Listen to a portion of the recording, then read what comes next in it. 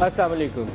Army chief کا ایک آج بیان جاری ہوا کرپشن اور اکاؤنٹیبلٹی کے حوالے سے، جو براہ راست جو ہمارے بہت سے تجزیہ کار ہیں اور جو سیاستدان ہیں ان کا خیال یہ ہے کہ یہ پاناما پیپرز جو ہیں یہ اسی کے کانٹیکس میں پورا بیان آیا ہے، کیونکہ اس کے اوپر لگتا یہ تھا کہ یہ جو اکاؤنٹیبلٹی کا عمل ہے یہ آگے نہیں بڑھنے والا۔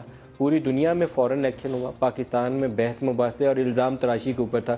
ایک دوسرے کو کہتا ہے تو نے چوری کی، اس نے کہا تیرے ابے نے بھی چوری کی، اس نے کہا تیرے چاچے نے بھی چوری کی۔ اس سے پریکٹیکلی آگے بات نہیں تھی بڑھ رہی۔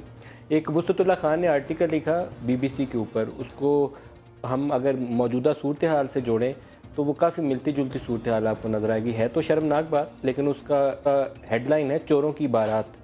تو ہمارے الزامات کی نوعیت اسی طرح کی تھی، چوروں کی بارات والی نوعیت تھی۔ وہ اس کو کہہ رہا تھا چور، وہ اس کو کہہ رہا تھا تیرے بیٹے کا ہے، تیرے بھائی کا ہے، تیری بیوی کا ہے، تیرے ساس کا ہے، تیرے سالے کا ہے۔ اس طرح کے الزامات سے آگے ہم چلے نہیں۔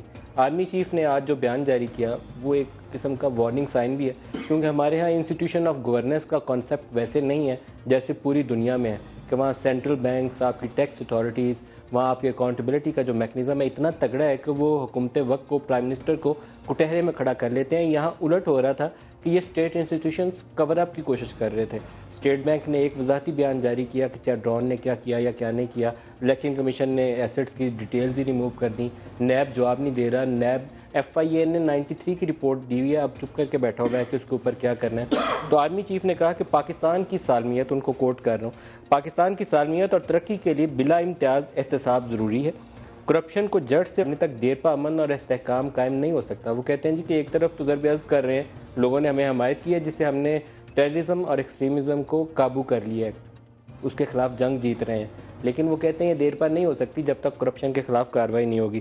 احتساب سے آنے والی نسلوں کا بہتر مستقبل یقینی بنا سکتے ہیں۔ فوج میننگ فل، انہوں نے جو لفظ یوز کیا ہے میننگ فل، بامقصد احتساب کے لیے تعاون کرے گی۔ آل میننگ فل ایفرٹس، جو ایگزیکٹ انگلش کا فریز استعمال کیا ہے کہ آل میننگ فل ایفرٹس، آل میننگ فل ایفرٹس میں اب آپ کے تمام اسٹیٹ انسٹیٹیوشنز آ جائیں گے۔ اس کا مطلب یہ نہیں ہے کہ صبح فوج نے قبضہ کر لینا ہے، ایسا کچھ نہیں ہونے والا، لیکن اسٹیٹ انسٹیٹیوشنز کو اپنا رول ادا کرنا پڑے گا۔ دہشت گردی کے خلاف جنگ میں قوم کی حمایت حاصل ہے، یہ بیان ہے جو آج تحریری طور پر ISPR نے جاری کیا ہے، اور یہ پالیسی سٹیٹمنٹ ہے فوج کی کہ کرپشن کے خلاف اور اکاؤنٹیبلٹی کے لیے فوج کہاں سٹینڈ کرتی ہے۔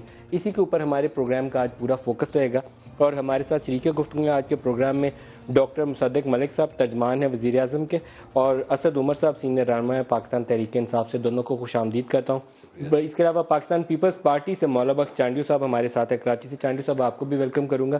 سوال جواب کرنے سے پہلے جی، ہمارے وزیر اطلاعات انہوں نے ایک سٹیٹمنٹ جاری کی ہے، یہ تھوڑا سا کراچی آپریشن کا کانٹیکس جو ہے وہ ذہن میں رکھیے۔ کراچی میں آپریشن شروع کیا گیا تھا ٹارگٹ کلنگ اور بھتہ خوری کے خلاف اور کڈنیپنگ فار رینسم، یہ 3-4 بڑے ایشوز کو گنوایا گیا تھا۔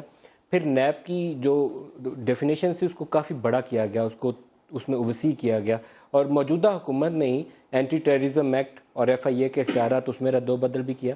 اور پھر فوج نے ایک پریزنٹیشن کی تھی وہاں بلیک اکانومی کے حوالے سے کہ 270 ارب کی بلیک اکانومی ہے۔ تو کرپشن اور ٹیرر فائنانس، یہ جو چائنا کٹنگ، زمینوں پر قبضے، fisheries department, Sindh building control authority پہ چھاپے، ڈاکٹر عاصم کی گرفتاری، 3-4 وزراء پہ مقدمے، یہ کرپشن اور ٹیرر فائنانس کو لنک کر دیا تھا فوج نے نیشنل ایکشن پلان کے تحت جو آپریشن جاری تھا۔ تو آج ہمارے وزیر اطلاعات پرویز رشید صاحب نے ایک بیان دیا ہے ابھی سما TV کے اوپر، میں وہ آپ کو سنواؤں گا، پھر ہم اپنے سوالات کا سلسلہ شروع کریں گے۔ سنوائیے گا جی۔